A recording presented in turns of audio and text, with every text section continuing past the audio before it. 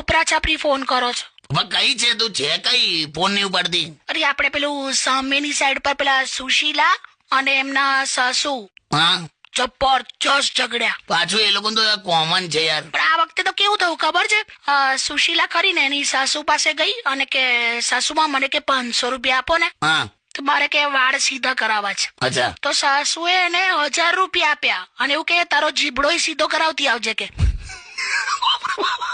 પછી ઝઘડો જ થાય ને યાર. પણ આવું બધું સાસુએ બોલવાની જરૂર શું? પણ હવે સુશીલા એ ઓછી નહીં. પણ હવે એનું કેવું છે જો તમે સાંભળો, બિચારી એ નાનપણમાં છે ને સાયકલ ચલાવતા શીખી નહીં, હા, સ્કૂટી ચલાવવાનું ફાવ્યું નહીં એને. હા, એનો હસબન્ડ એને કાર ચલાવવા આપતો નહીં, તો આ એટલે એ જીપ ચલાવીને કામ ચલાવે છે. હા તો કઈ તારા આર્ગ્યુમેન્ટ ચાલી લે, તું એના જેવું કરે છે.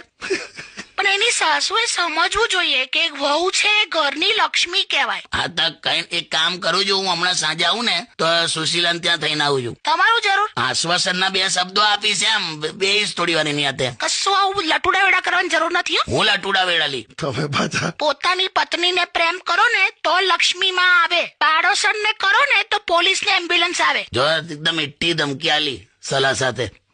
હોશિયારી મારતા જ નહીં, સુશીલા હાથે દેખાતા નહીં. હાલી હાલી આવે તો મૂકે, આવે મૂકી દે ચાલ.